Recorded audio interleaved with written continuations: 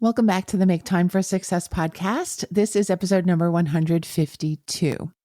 I believe that mastering the skill of decision making is such an important thing to do in life. I do believe in my heart of hearts that when you make decisions comfortably, securely, confidently, and sometimes quickly, that you get good at just regulating the pace of your life. You get good at moving things forward. You get good at opening up opportunities for yourself. So this episode is going to provide you with lots of different strategies for getting better at making great decisions. I hope you enjoy the episode. I hope you employ the suggestions right away because life is limited in terms of time, but also incredibly enormous in terms of the potential that you can fulfill. So let's use decision making as a great tool for your growth, for your success, and for your great life. Let's go listen to the episode together now.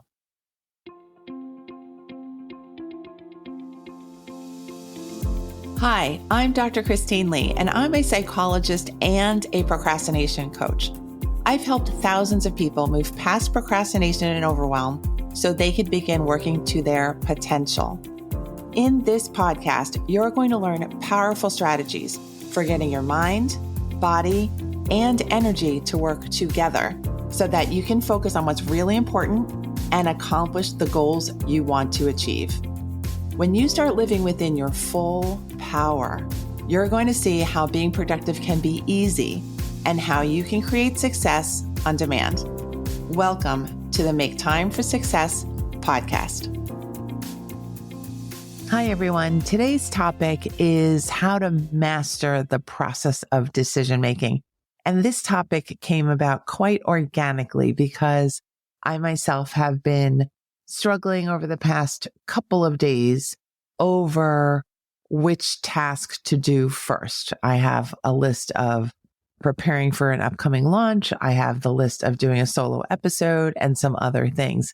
And I'm sure you've been in this kind of situation before as well. And I thought, let's have a conversation about how to develop a good way of making decisions that really supports you, your goals, your confidence, and your success rate.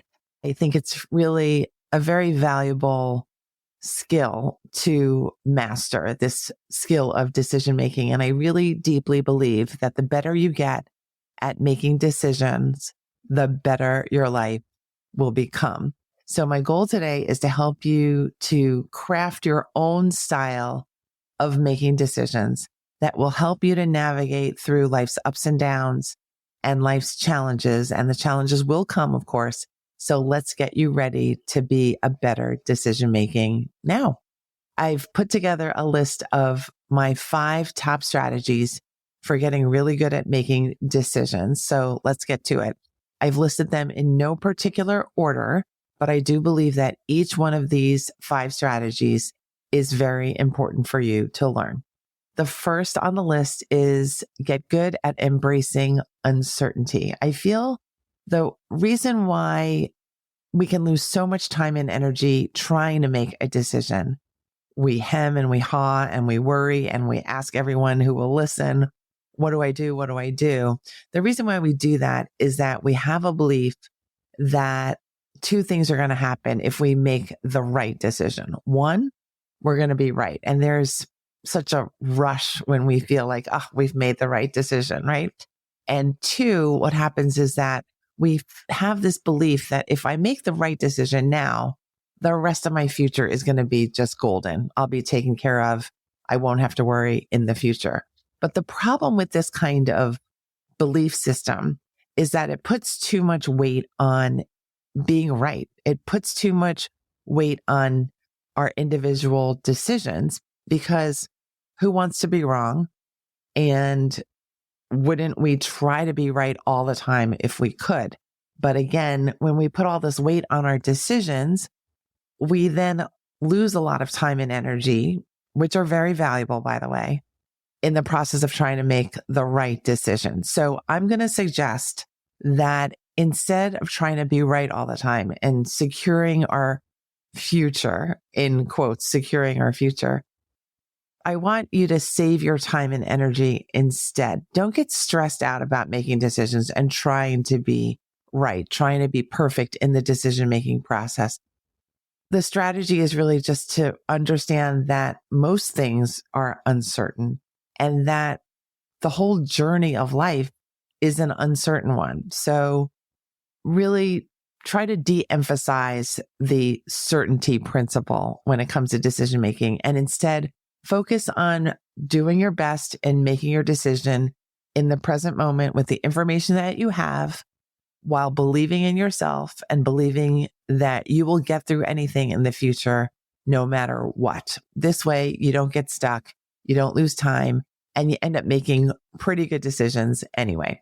The second strategy on the list is listen to your intuition. Your intuition is your inner teacher. That's literally what intuition means. Your inner teacher is that combination of all the experiences that you've had in the past, all your life experiences, and all that natural wisdom that you've acquired because of those life experiences, all the things that went right and all the things that went really wrong.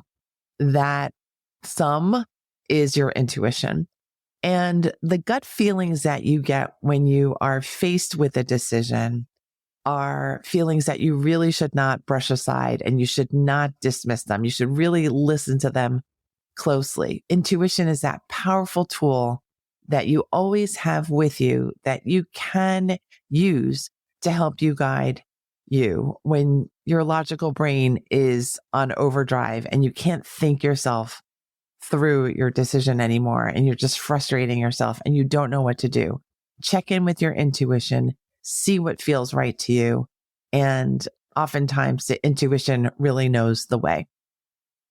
The third strategy on the list is to be really clear with your priorities. Know what your priorities are. Knowing your priorities, I think, is really great for decision making because prioritizing what you value and what your goals are and sticking with those priorities really helps you to save time in decision making. You can use your priorities to filter out all the options that just don't align with your purposes or your objectives or your style of working. When you know your priorities, you know which direction to head kind of intuitively. So take some time upfront to say, you know what, I really value freedom. So let me not go with the job that requires double overtime and a lot of shift work and all the things that you don't prefer. Go for the job that actually will give you lots of vacation, lots of trust in the workplace so that you can feel free, so that you can feel you're not under anyone's thumb. That's an example of how you can use your priorities to head in the right direction. The fourth strategy on the list is to practice mindfulness. Now, mindfulness can conjure up all sorts of things like woo-woo stuff and meditation and all sorts of things. But for me, very simply, mindfulness just means that you are fully present in the moment without distractions and without your feelings and emotions coming to mess with your head, mess with your heart. And for me, that's not woo-woo. And actually, if you know me for any length of time, or if you've been listening to the podcast for any length of time, you know that I really value the woo. So try to practice mindfulness on a daily basis. Make it a habit to practice knowing what is happening in the present moment so that you can make decisions from a calm place, from a focused place, from a relaxed place, and from a mindful state. This way you can really assess the information clearly. You can know all your options and you can avoid making those impulsive choices that we do sometimes. So again, practice mindfulness. Last on the list, but not least, is that you want to recognize the limits of predicting the future. Like I said, with strategy number one, embrace uncertainty. the future is anything but certain. So instead of trying to work through every single possible outcome, trying to come up with all the worst possible scenarios, instead of doing all that brain work, save your brain space, save your brain power, and focus on doing what is best for you now, while knowing that you will adapt and you will change and you will adjust and you will improve things and you will fix things as you need to, as you move forward and as you receive more information down the line. So conserve your energy in the moment, be mindful, use your intuition, know your priorities, and really enjoy the decisions that you make. Don't make a decision and then start to set into a panic, fearing that you've made the wrong move, because you've made a beautiful decision. It means you've been active. It means you've been thoughtful. It means you're willing to take a risk on improving your life. And I think these are beautiful things. So start to enjoy these strategies, start to enjoy the process of decision making that much more.